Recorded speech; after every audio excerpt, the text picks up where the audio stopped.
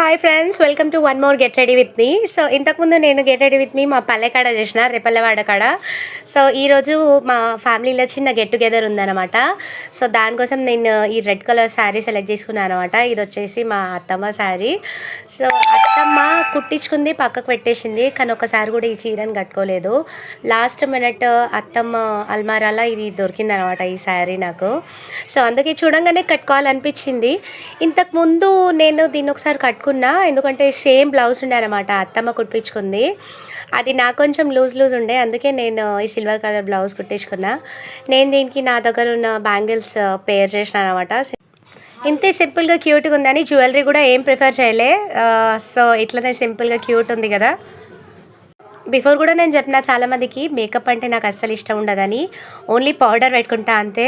అది కూడా పెట్టుకోకపోతే మొహం అస్సలు చూడలేరు, అందుకే కంపల్సరీగా పెట్టుకుంటా అనమాట. రూమ్ అంతా తోలన్నా రబ్బర్ ఎటు పోయిందా అని అస్సలు దొరకలేదు. అట్ లాస్ట్ ఇంకో రబ్బర్ పెట్టుకున్న తర్వాత మళ్ళీ చేతికి దొరికింది. చిన్న హెయిర్ స్టైల్ కాబట్టి నాకైతే ఎక్కువ పోనీయే ప్రిఫర్ చేస్తాను, ఎందుకంటే నాకు ఆ ఒక్క హెయిర్ స్టైలే వచ్చు. ఇందుకు నా ఓవరాల్ లుక్ ఎట్లుందో కమెంట్ చేయండి. వీడియో నచ్చితే లైక్ చేయండి. Please subscribe and thank you so much for watching.